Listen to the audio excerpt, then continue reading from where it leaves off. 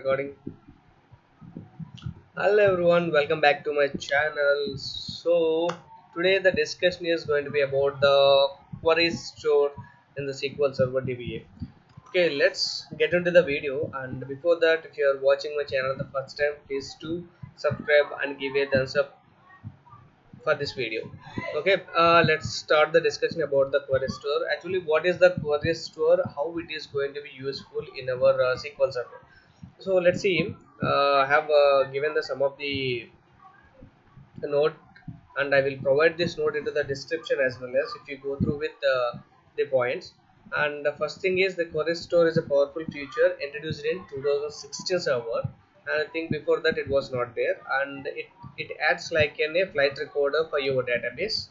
It captured the history of executed queries and runtime execution statistics, and as well as the execution plan.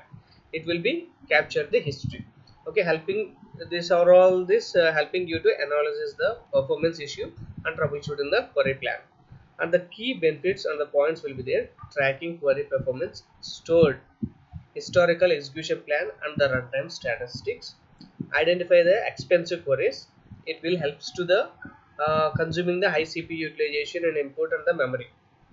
The next one, pinpoint which a new execution plan performs worse than the old one. It will be the, if you are running some of the execution plan, new execution plan, it is will be runs from the, I think it took so much of time compared to the last one. That is also we can detect. And the force preview execution plan allow retrieving to a better performance plans, and analyzing execution history provide insights into how often query runs, how many times it is query is running, so we can find that one also. And here we can see we can enable the query state at the database level using the SQL Server Management Studio. And main point is it is not a instance level settings. It won't be enabled the into instance, it is only for the database level.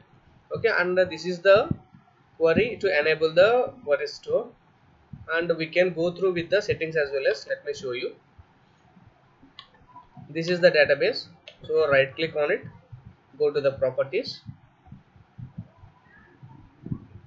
Please do subscribe to my channel and give a like to this one.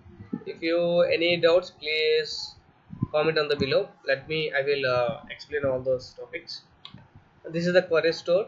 Here we can see, I will maximize it. This is the operational mode. Actually it is an off, and operational mode requested it is on no. I just not turn it on.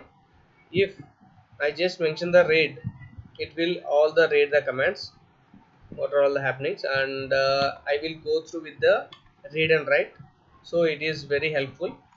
And we can see there is a few options here. We have one is a general option, and we can set up it is a read or write, and only read. And we can set up the monitor and the query store retention and the query store captured policies, how it is going to be captured, so like that. Okay, so I'm going with the read and write options, and here we can see monitor data flash intervals